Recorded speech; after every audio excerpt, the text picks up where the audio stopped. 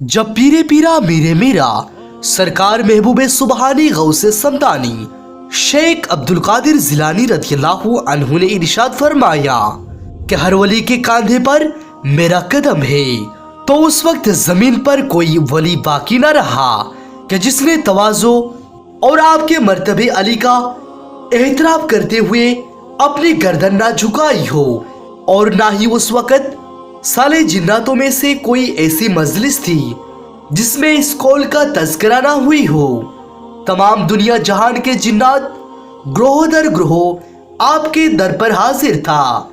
तमाम जिन्नातों ने आपकी खिदमत में सलाम का हदिया पेश किया और सबके सब आपके दस्ते मुबारक पर तौबा करके इस्लाम में दाखिल हो गए। एक मर्तबा का वाक़या है, बगदाद की उलेमाओं में से एक आलिम फाजिल नमाज जुमा अदा करने के बाद अपने शागिर्दों के साथ कब्रिस्तान की तरफ फातिहा खानी करने के लिए निकले। रास्ते में एक सियाह सांप नजर आया तो उन्होंने अपने आसा से सांप को कत्ल कर दिया। थोड़ी देर के बाद उनको लंबे गर्दो गुबार ने ढांप लिया तो अचानक आप रहमतुल्लाह अलैह नजरों से गायब हो गए। ये देखकर आपके शागिर्दों ने हैरत में पड़ गए। कुछ देर बाद देखा कि उस्ताद साहब एक उम्दा लिबास पहनकर आ रहे हैं, तो शागिर्दों ने आगे बढ़कर इस्तेकबाल किया और अचानक गायब होने के बारे में पूछा।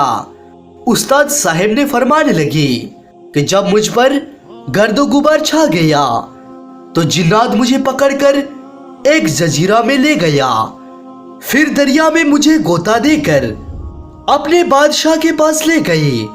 मैंने देखा कि एक शख्स एक नंगी तलवार अपने हाथ में लेकर तख्त पर खड़ा है और उसके सामने एक नौजवान मकतूल पड़ा है जिसका सर जख्मी है और जिस्म पर खून लगा हुआ है।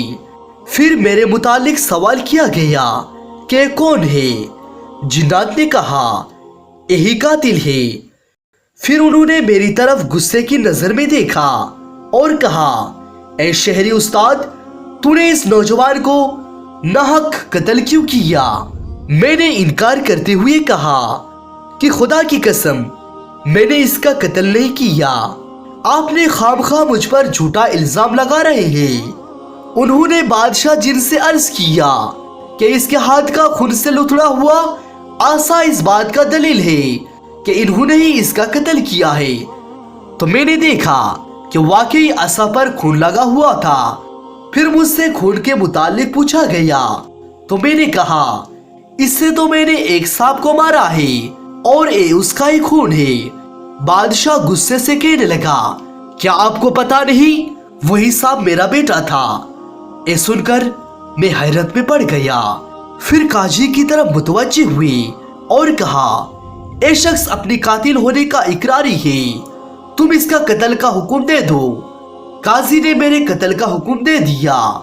बादशाह ने तलवार खींचकर मुझ पर वार करने लगा तो मैंने अपने दिल से अपने शेख उस्ताद मोहतरम हुजूर सैयद शेख गौसे आजम रज़ियल्लाहु अन्हु की तरफ इल्तिजा करते हुए मदद तलब की तो फौरन एक नूरानी बुजुर्ग नमदार हुआ और बादशाह से कहने लगा, इस शख्स को कत्ल ना करो, ए तो हजरत महबूब सुबानी शेख अब्दुल कादिर जिलानी रज़ियल्लाहु अन्हु का मुरीद है।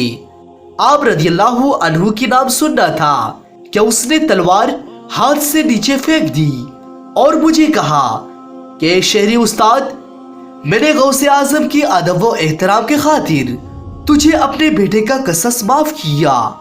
अब तुम्हें इस मकतूल का जनाजा पढ़ाओ और इसके लिए मगफिरत और बख्शिश का दुआ करो। फिर उसने मुझे लिबास पहनाकर जिन्नातों के साथ रुखसत कर दिया। जो मुझे वहां ले गए थे वो मुझे इस मकान पर छोड़कर मेरी नजरों से गायब हो गया। दोस्तों, और नूरानी बुजुर्ग और कोई नहीं बल्कि पीरे पीरा मीरे मीरा शेख अब्दुल कादिर जिलानी रज़ियल्लाहु अन्हु खुद थे। सुभान अल्लाह, ये होती है अल्लाह के वलियों की शान। ना सिर्फ इंसान बल्कि जिन्नात भी आपकी अदब व एहतराम के लिए अपने फैसले को बदल देते हैं।